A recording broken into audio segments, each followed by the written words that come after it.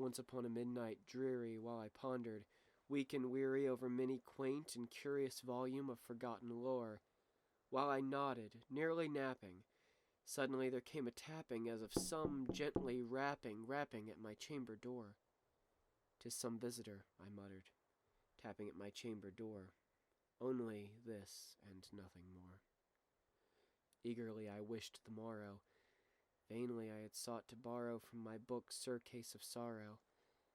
Sorrow for the lost Lenore, for the rare and radiant maiden whom the angels name Lenore, nameless here forevermore. And the silken and uncertain rustling of each purple curtain thrilled me, filled me with fantastic terrors never felt before. So that now, to still the beating of my heart, I stood repeating, "'Tis some visitor, entreating entrance at my chamber door, some late visitor, entreating entrance at my chamber door." That is it, and nothing more. Presently my soul grew stronger. Hesitating then no longer, "Sir," said I, "or madam, truly your forgiveness I implore, but the fact is I was napping, and so gently you came rapping, and so faintly you came tapping at my chamber door, that I scarce was sure I heard you." Here I opened wide the door. Darkness there, and nothing more. Deep into that darkness peering, long I stood there, wondering, fearing, doubting, dreaming dreams no mortal ever dared to dream before. But the silence was unbroken, and the stillness gave no token, and the only word there spoken was the whispered word, "Lenore?" This I whispered, and an echo murmured back the word, "Lenore?"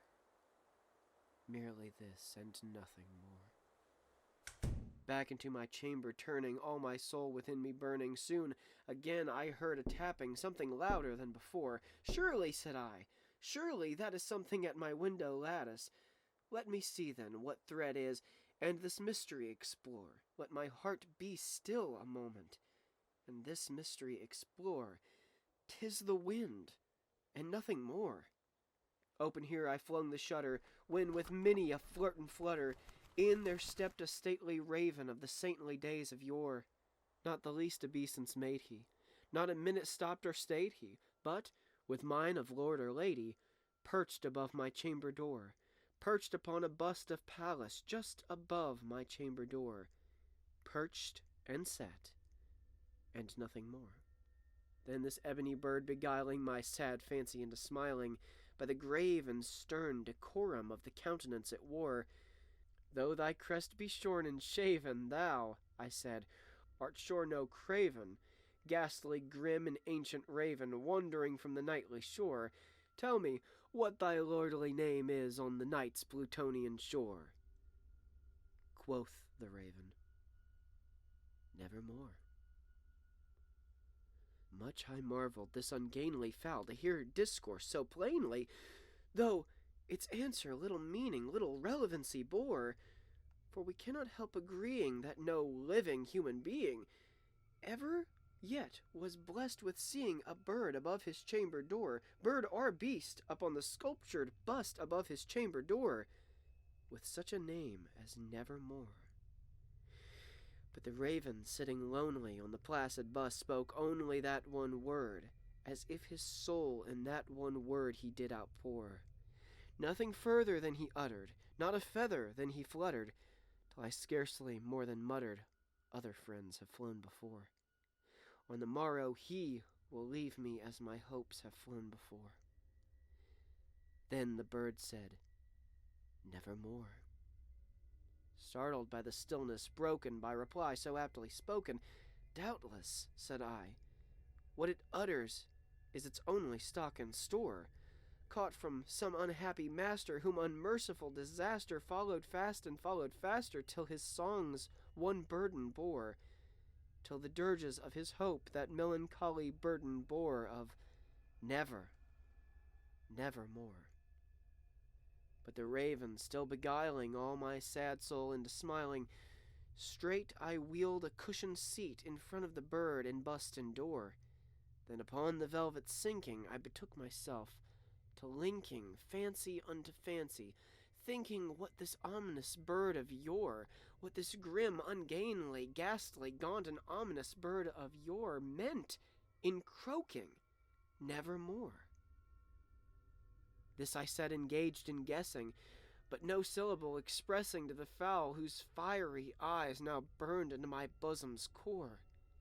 This and more I set divining, with my head at ease reclining on the cushion's velvet lining, that the lamp light gloated o'er, but whose velvet violet lining, with the lamplight gloating o'er, she shall press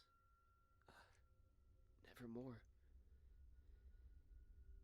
Then methought the air grew denser, perfumed from an unseen censer swung by seraphim whose footfalls tinkled on the tufted floor. Wretch, I cried, thy God hath lent thee. By these angels he hath sent thee respite, respite in the nepenthe from thy memories of Lenore. Quaff, oh quaff this kind nepenthe, and forget this lost Lenore. Quoth the raven, nevermore. Prophet, said I, thing of evil, prophet still, if bird or devil, whether tempter sent or whether tempest tossed thee here, ashore, desolate, yet all undaunted on this desert land enchanted, from this home by horror haunted, tell me, truly I implore, is there balm in Gilead? Tell me, I implore. Quoth the raven, nevermore. Prophet, said I, thing of evil, prophet still, if bird or devil, by that heaven that bends above us, by that God we both adore, tell this soul with sorrow laden, if, within the distance of Aden, it shall clasp a saintly maiden from the angel's name Lenore. Clasp a rare and radiant maiden whom the angels named Lenore. Quoth the raven, nevermore. Be that word or sign of parting, bird or fiend, I shrieked upstarting, get thee back into the tempest or the night's Plutonian shore. Leave no black plume as a token of that lie thy soul hath spoken. Leave my loneliness unbroken, quit the bust above my door, take thy beak from out my heart, and take thy form from off my door. Quoth the raven, nevermore. And the raven, never flitting, still is sitting on the pallid bust of Pallas just above my chamber door. And his eyes have all the seeming of a demon's that is dreaming, and the lamplight o'er him streaming throws his shadow on the floor. And my soul from out that shadow that lies floating on the floor shall be lifted nevermore.